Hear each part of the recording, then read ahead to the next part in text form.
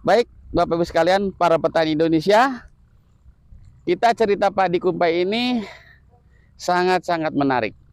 Kenapa padi kumpai ini menarik? Kita bisa lihat penampilannya yang sangat luar biasa. Saya simpulkan pertama bahwa dengan kita menanam padi kumpai 1 hektar, ya, itu sama aja kita nanam 2 hektar. Kenapa demikian? Oke, inilah kawan-kawan para petani Indonesia, para mitra PTBS, ayo kita wajib menyampaikan bahwa inilah padi masa depan Indonesia. Mudah-mudahan kita semua ke depan Indonesia akan kembali makmur, tentunya dengan cara bertani yang sehat, cara bertani organik dan ramah lingkungan, ya. Oke, sebelum kita memulai pembahasan atau cerita yang lebih seru, bagi yang belum subscribe, silakan subscribe dulu. Bagi yang memang mau komentar atau mau bertanya, silakan nanti ditulis di kolom komentar. Dan apabila kita merasa puas dengan video edukasi kami ini, silakan share sebanyak-banyaknya. Linknya ya.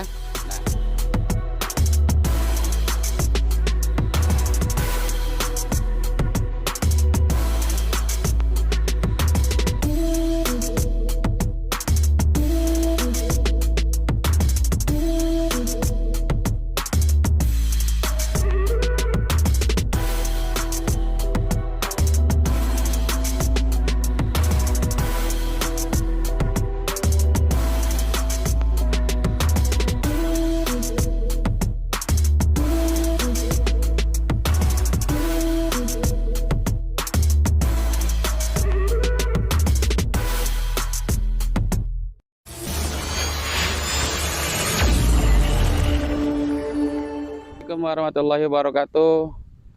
Salam sinergi, salam buat petani cerdas Indonesia. Baik, bersama ini saya Haji Mamunir. Saya akan cerita nih ceritanya ya, berkaitan dengan ini apa? Padi kumpai.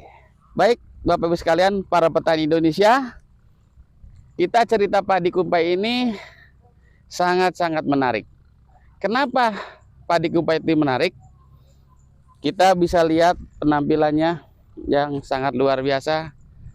Saya simpulkan pertama bahwa dengan kita menanam padi kumpai 1 hektar, ya, itu sama aja kita nanam 2 hektar. Kenapa demikian? Oke, saya sudah hitung ya. Ini rata-rata malainya itu sekitar 600.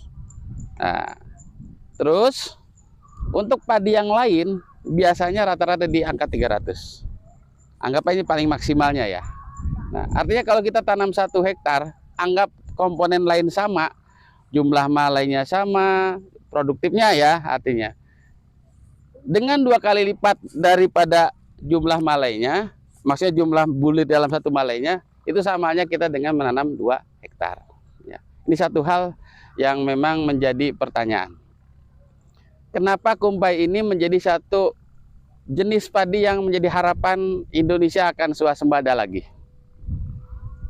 Satu, pertama, padi kumpai ini memiliki potensi yang sangat luar biasa, tentunya dengan kondisi yang optimal, kondisi yang memang cukup, itu bisa mencapai 15 ton ya.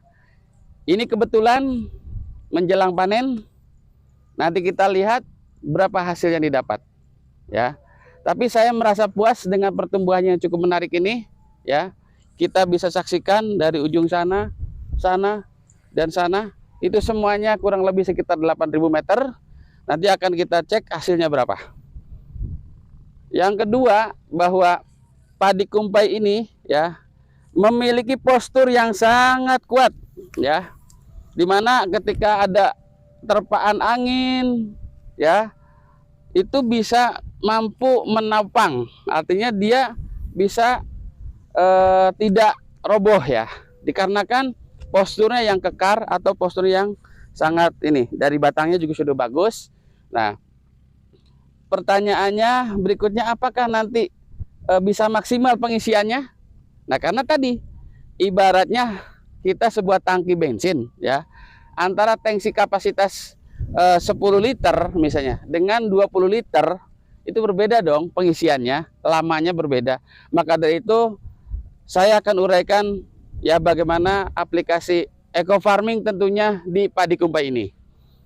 Dan saya mengacu SOP bahwa padi kumpai yang saya tanam ini adalah padi kumpai organik. Kenapa saya bilang organik? Karena memang tidak menggunakan kimia sama sekali.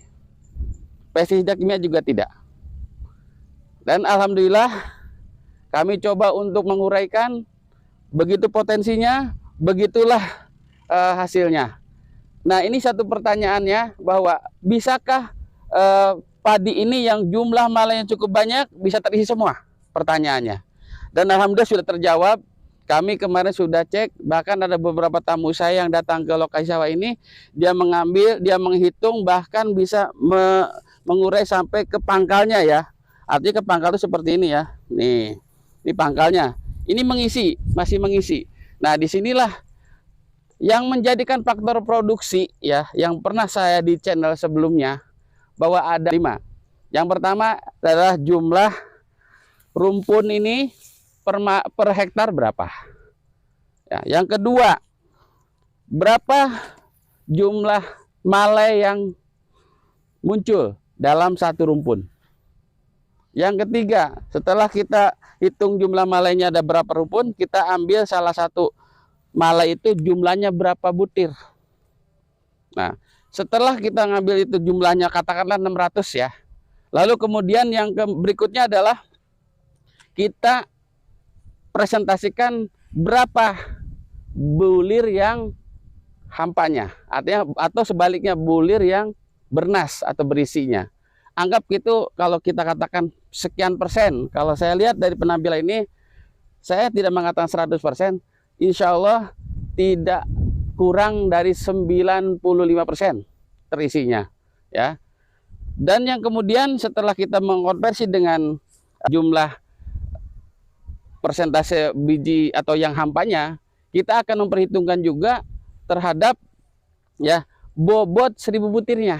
Nah, menariknya nih, kemarin ya sebelum panen, artinya sebelum hari ini, ada seorang mitra, dia sampai berani berspekulasi mengambil satu malai lalu kita timbang. Nanti ada di videonya. Baik, assalamualaikum warahmatullahi wabarakatuh. Hari ini tanggal 25 Desember 2021, saya sedang berada di Desa Cilamaya Kulon, Jawa Barat. Nah, ini kebetulan di sawahnya Pak Haji Mamunir ya. Nah, ini kebetulan hari ini rencana kita akan panen. Dan ini beliau menanam varietas mantap dan si kumpai di sana. Nah, maksud saya ingin membuktikan si kumpai ini perbedaannya dengan si mantap ini, dari malainya itu berapa gram sih per malainya. Nah, di sini saya ada timbangannya langsung, dan ini juga padinya langsung. Kita mau rontokin langsung supaya nggak ada ibaratnya rekayasa. Ini akan saya rontokin dulu. Jadi nanti akan kita bandingkan dengan si kumpai.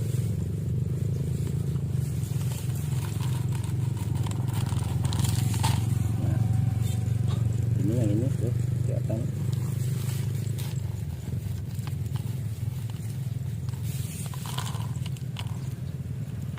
Ini kita bersihin dulu, masih ada cabangnya. Nah, ini varietas mantap. Nah, ini timbangannya saya kalibrasi dulu.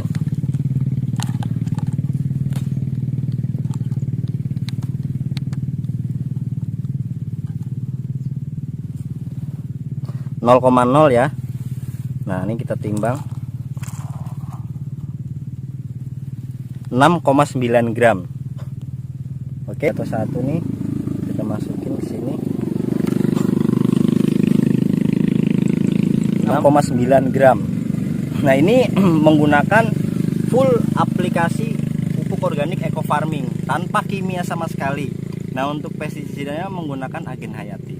Nah, nanti kita akan bandingkan karena kumpainya di sebelah sana, Nanti kita bandingkan sama, kita ambil kumpainya, kita timbang juga. Oke? Yo, baik. Ketemu lagi nih ya. Assalamualaikum warahmatullahi wabarakatuh. Dengan perjalanan dari ujung sana, jalan akhirnya sampai juga nih di tempat yang padi si kumpai. Seperti yang saya bilang tadi, nanti akan saya timbang seperti yang di sana, kita bandingkan si kumpainya ini berapa selisihnya si mantap dan si kumpainya.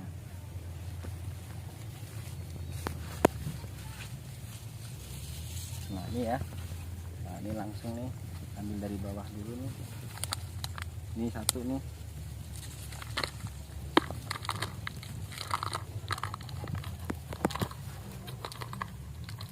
Banyaknya nih, jadi penuh nih sampai atas nih tuh. Oh tadi mah cuman sebentar. Ini karena banyak.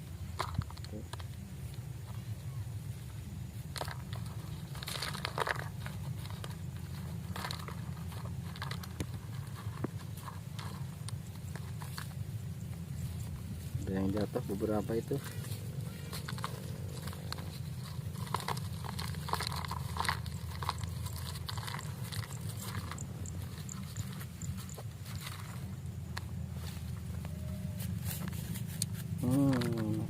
Nggak apa-apa deh, karena banyak nih ada yang jatuh nih.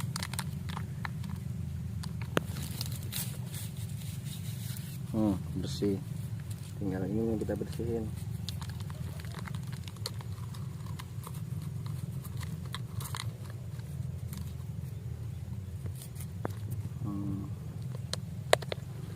Oke. Ya udahlah, sebagian tuh nggak apa-apa, perwakilan. Ini taruh sini ya. Ini akan saya kalibrasi dulu. Ini saya taruh sini dulu. Yang tadi yang 6,9 gram si mantap. Nah, ini masih 0. Ini tempatnya 0,0. Oke ya, 0,0 gram masih 0. Ini kita kasih tadi yang si kumpai. Nah, kita lihat 12,1 gram. 12,1 gram varietas si kumpai satu malainya.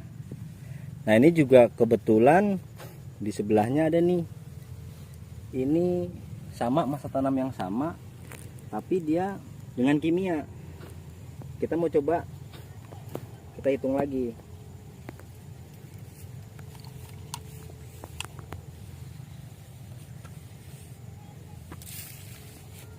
Nah ini ya, kita ambil langsung lagi.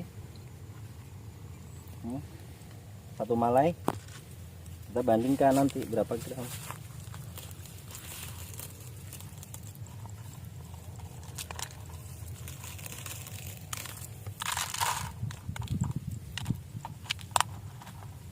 Itu masih ada, kita ambil lagi, kita bersihkan. Habis tuh, habis. Oke, kita timbang lagi.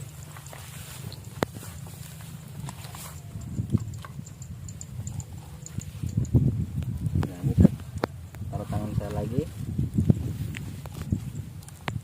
Nah, untuk kalibrasi lagi 0,0.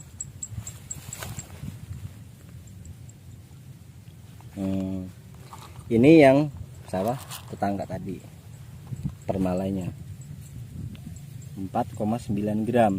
Nah ini dengan kimia.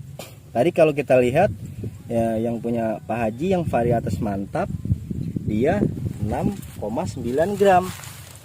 Kalau ini kita lihat yang sawah tetangga tadi kimia, full kimia, dia 4,9 gram. Nah tadi varietas mantap yang di depan, bukan si kumpai nih yang di depan sana tadi tuh. Nah itu 6,9 gram dengan full organik, dengan eco farming dan agen hayati. Nah untuk varietas kumpai ini full organik tanpa pestisida kimia dan pupuk kimia, dengan eco farming dan agen hayati saja. Hasilnya luar biasa. Nah, ini nanti kita juga akan coba lagi ke sana, kita hitung lagi rata-rata berapa permalainya. Nah, artinya ada pembanding di situ. Yang full kimia 4,9 gram, dan yang dengan eco farming 6,9 gram per malai. Nah, kumpai kita tadi 12,4 gram. Oke. Nah, nanti kita lihat lagi di depan apakah sama, rata-ratanya berapa. Nanti kita timbang di depan lagi. Karena masih Untuk aplikasinya bagaimana untuk kumpai ini? Tentunya tidak terlalu berbeda dengan padi biasa. Ingat, standar daripada aplikasi eco farming ini, yang pertama adalah kita mulai dari bagaimana ini dibuat seleksi dulu dengan menggunakan larutan eco farming.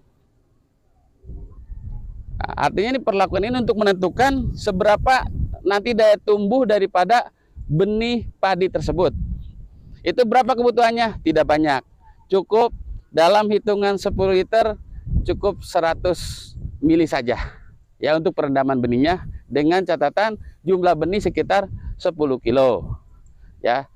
Yang kedua, yaitu pada saat perendaman benihnya itu harus dilakukan 1 kali 24 jam. Setelah itu baru diperam, dan alhamdulillah itu bisa tumbuh sempurna. Nah, kemudian sisa daripada larutan perendaman itu bisa diaplikasikan kepada lahan yang akan kita semai untuk padi kumpai ini. Setelah itu disemprot lahannya, kemudian 3 hari kemudian atau 5 hari kemudian dilakukan persemaian, tabur benih yang akan kita tanam kumpai ini. Itu tahap yang artinya di dalam persemaian.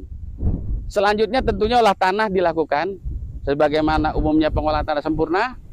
Dan alhamdulillah di lahan kami ini kita sudah 4 tahun ini tidak menggunakan pupuk kimia, dan alhamdulillah tanahnya sehat dan subur.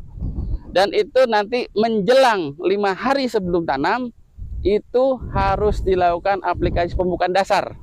Berapa jumlahnya? Kurang lebih sekitar 6, ya, 6 cub. Di mana 6 cub ini, awas jangan sampai salah, 6 cub itu dilarutkan dengan perbandingan rasio 1 cub 1 liter. Jadi 6 cub adalah 6 liter, ya, jangan salah, ya, 6 liter. Permasalahan air, mau air yang steril, yang aman, yang tentunya di situ mengandung mineral yang baik, misalnya seperti air kelapa, air tebu, air AC, air hujan, silakan. Mana saya yang bisa. Kalau memang di situ sudah dilakukan pelarutan menjadi 6 liter, kemudian kita lakukan yaitu fermentasi 3 malam. Ini resep dari saya, ya. Di situ akan terjadi sesuatu yang luar biasa, dan baru diaplikasikan 5 hari sebelum tanam untuk luasan 1 hektar. Nah, itu yang kedua tahapannya. Nah, yang berikutnya adalah, ya, itu perawatan pemupukan setelah tanam. Berapa kali? Standar 4 kali. Umur berapa saja? 14, terus umur 28, 42, dan 56. Itu standar loh. Bagi Bapak Ibu sekalian, para petani Indonesia ingin lebih puas dengan hasilnya, silakan ditambahkan lagi dengan 2 kali lagi, yaitu pada umur 70 dan umur 80 hari. Dengan dosis yang sama, 1 cub per 1 hektar. Caranya bagaimana? Seperti biasa, 1 cub dilarutkan menjadi 1 liter, dan kemudian setelah dibuat larutan induk atau larutan biang, kita bagi dengan jumlah tangki. Ya, kalau di padi itu biasanya disemprot, ya. Untuk daun itu disemprot. Ingat, jangan sekali-kali itu dilakukan tidak dengan disemprot. Kenapa? Karena stomata yang ada di dalam daun ini sangat kecil. Artinya kalau bisa semprotannya harus halus, dan dilakukan waktu pagi hari sekitar jam matahari kira-kira 20 derajat, ya, dari arah datar permukaan laut, ya, kurang lebih sekitar jam 7 sampai jam 10. Nah, itu dilakukan penyemprotan di mana langsung ke sumbernya, ya. Artinya bisa masuk ke stomata daun, dan itu langsung proses fotosintesis. Itulah yang dilakukan, dan itu berulang selama 4 kali, ya, 4 kali, dan waktunya yang sama, pagi hari. Nah, bagi yang memang ingin lebih memaksimalkan yang tadi saya katakan, tapi tidak wajib, ya. Bagi yang mau benar-benar maksimal seperti yang Bapak Ibu sekalian lihat padi saya, itu ada penambahan umur 70. Biasanya umur 70 itu padi udah keluar, di mana untuk pengisian kita tambahkan nutrisinya lagi, yaitu 1 cup per 1 hektar dengan dilakukan yang sama, ya, dengan jumlah tangki yang sama.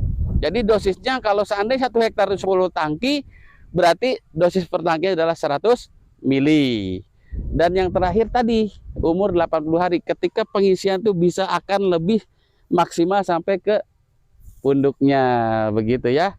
Nah, itu berkaitan aplikasinya, aplikasi eco farming. Pak, bagaimana nih kalau ada hama? Bagaimana kalau ada penyakit? Ya tentunya kita kalau berorganik jangan gunakan pestisida kimia. Ada cara-cara lain ya, yaitu apabila serangan hama, apabila serangan daripada penyakit masih di bawah ambang batas ekonomis, silakan gunakan pestisida nabati ataupun agen hayati. Dari apa bahan-bahannya pestisida nabati? Bisa dari sesuatu yang pahit, sesuatu yang pedas, sesuatu yang aromanya menyengat, yang tidak disukai oleh hama. Dan masih ada lagi upaya lain selain menggunakan pestisida nabati, yaitu dengan menanam tanaman refugia. Di situ musuh alami akan berdatangan, disitulah terjadi satu keseimbangan di dalam agroekosistem daripada tanaman ini, tanaman padinya, ya. Itu upaya yang sifatnya ringan dan sedang. Bagaimana kalau misalnya serangannya sangat darurat ataupun sangat berat? Silakan, daripada kita gagal total, silakan gunakan pestisida kimia. Itu pun dalam kondisi darurat loh. Jangan sampai jadi kebiasaan, ketika masih ada sedikit langsung kimia, jangan. Sebisa mungkin sebelum menentukan nanti kimia, sebaiknya ada upaya lain, yaitu tambahkan dosis daripada pestisida nabati ataupun agen hayati. Saya alhamdulillah tidak menggunakan pestisida kimia sama sekali, tapi saya menggunakan daripada agen hayati. Nah, berapa dosisnya? Itu saya bisa sampai 2 saset ataupun sampai 3 saset per tangki. Saya menjelang umur tanaman padi saya sekitar menjelang mau keluar malai, itu terjadi serangan wereng ataupun hama yang sangat luar biasa, sampai-sampai penggarap saya tuh, ini gimana? Nah, tenang, kata saya, kita akan coba maksimalkan agen hayati dulu dengan dosis ya tadi 2 sampai 3 saset per tangki. Awalnya petani saya tuh, apa bisa ya, gitu kan? Saya bilang insya Allah, izin Allah bisa. Alhamdulillah 3 hari kemudian setelah aplikasi agen hayati, mereka periksa ininya, alhamdulillah selesai masalahnya. Itu yang kami lakukan. Jadi ternyata bertani cerdas itu kita harus punya sikap yang bijak. Kita juga harus memiliki satu keyakinan bahwa segala sesuatu sudah diatur sama Allah Subhanahu wa taala. Maka dari itu, upayakan maksimal, berdoa yang maksimal, insya Allah tanaman yang kita tanam menjadi berkah. Dengan eco farming tentunya sebagai upaya untuk memberikan nutrisinya dan perbaikan lahannya, dengan agen hayati kita tuntaskan mengenai hama dan penyakitnya. Dan mudah-mudahan harapan saya dengan padi kumpai inilah nanti akan lahir swasembada yang akan kita impikan di Indonesia. Mudah-mudahan 2024 Indonesia akan jaya kembali, akan subur makmur, akan memiliki stok beras yang aman, dan petani tentunya tidak akan kesulitan dengan pupuk lagi. Insya Allah eco farming menjadi solusinya. Baik Bapak sekalian, mungkin itu saja yang bisa kami berikan berkaitan dengan cara-cara bertani padi kumpai. Mudah-mudahan bermanfaat ya, dan kita berharap semuanya akan berjalan dengan sebaik-baiknya. Eco farming, lahan subur, petani makmur. Terima kasih. Assalamualaikum warahmatullahi wabarakatuh. Terima kasih sudah nonton video YouTube saya, Haji Mak Munir Channel, Solusi Cerdas Bertani. Terima kasih juga bagi yang sudah like, komen, share, subscribe, dan mengaktifkan lonceng notifikasinya. Bagi yang belum, silakan klik subscribe supaya terus bisa mengikuti informasi video edukasi media Suluh Tani Cerdas dan Terampil. Eco Farming, lahan subur, petani makmur. Salam petani cerdas. Assalamualaikum warahmatullahi wabarakatuh.